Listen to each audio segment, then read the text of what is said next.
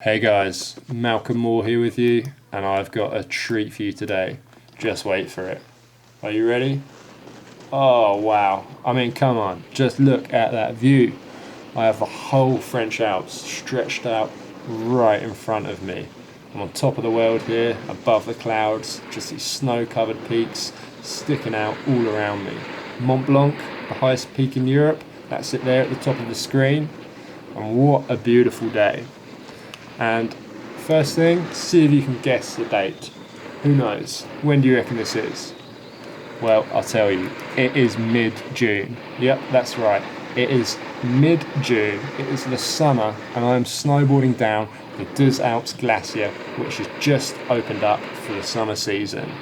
And I'm going to guide you down and take you on a tour of this incredible area. And I also want to answer one of the questions that a lot of people drop in the comments below. They say, why are you turning? Why don't you just point that board and go straight down the slope as fast as you can? And I will come to that. But first, I started right up 3,421 meters of elevation. So that is 11,223 feet up in the air. This does make the air a little thin, and trust me, you can get out of breath quite easily. And I'm taking this long, cruisy run right around the outside of the glacier. You can see the middle section over there on my left. It does get quite busy with all the ski racers who train up here during the summer months. And now, as I mentioned, I am actually riding up on top of the glacier. So there's a layer of snow that fell during the winter months that I'm directly riding upon. But if you were to get your shovel and dig down just a metre or two, you would find the cold blue ice of the glacier just below. And as the summer months continue, that snow is going to melt away and begin exposing the glacier beneath.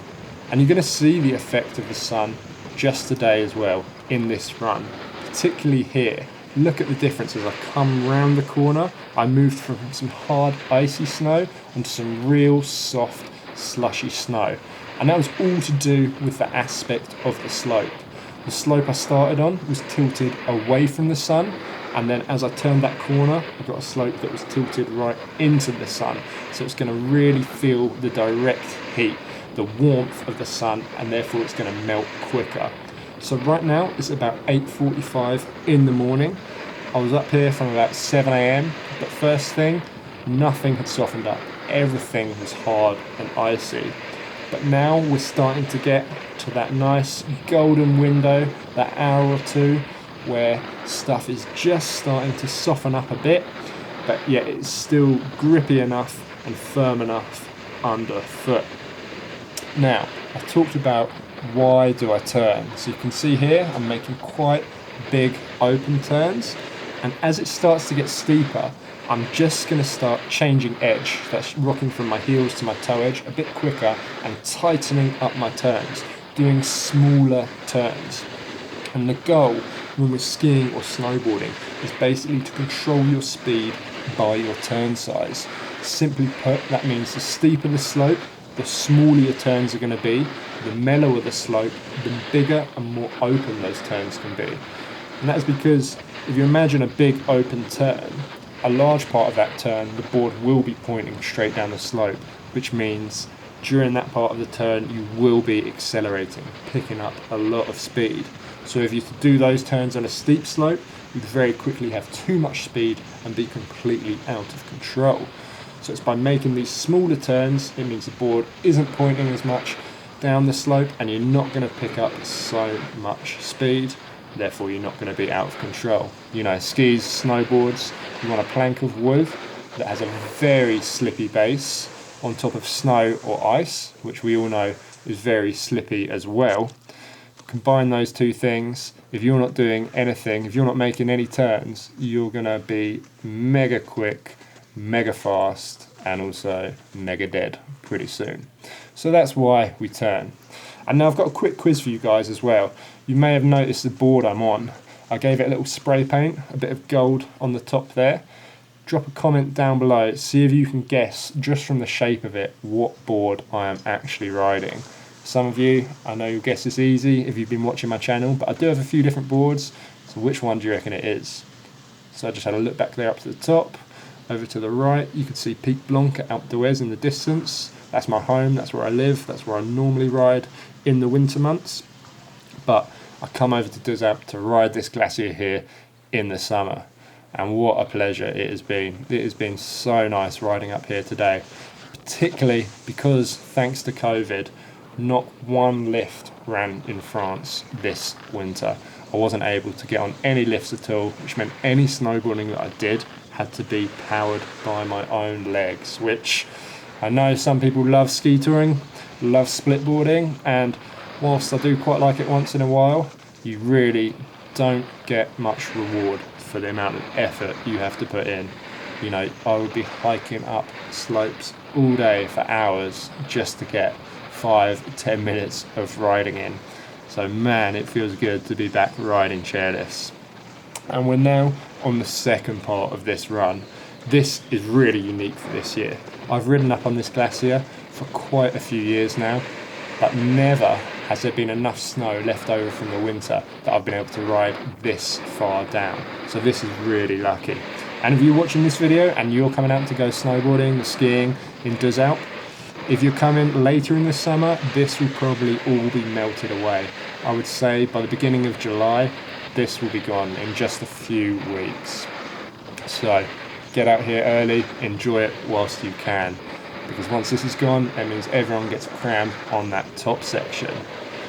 So once again, you can see the snow really kind of changing underneath me.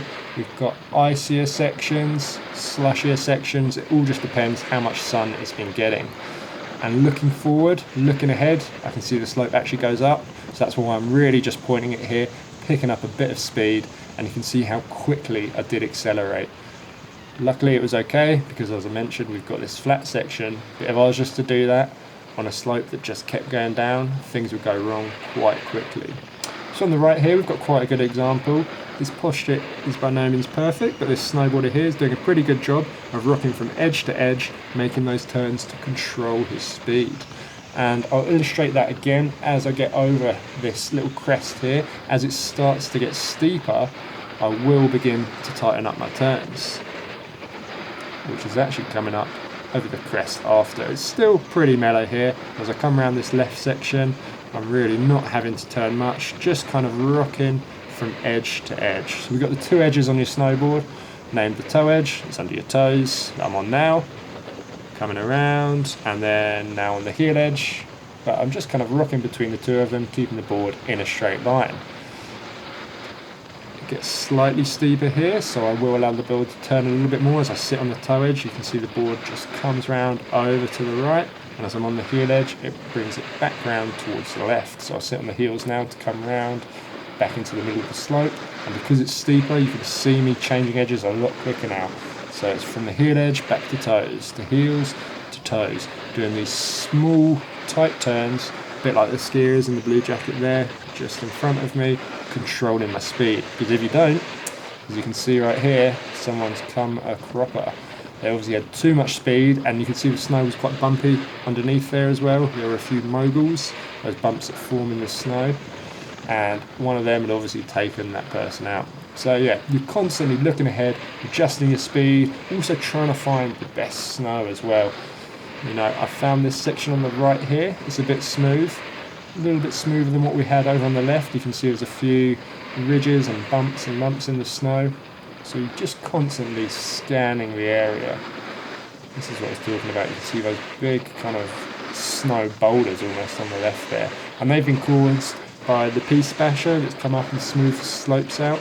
It doesn't always do a perfect job, particularly here in Europe. I know they're not as on it, shall we say, as they are in America, where some resorts, maybe not all of America, let me know what your resort's like, but I do know from experience some of the resorts over there, they do a really pristine job of getting the slopes as smooth as possible.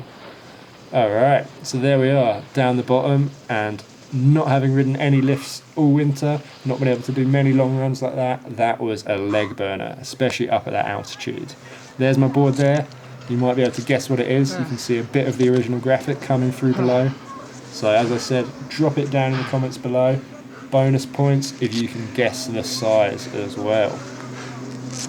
Oh man, what a day. Thank you for joining me, guys. As always, I really appreciate it.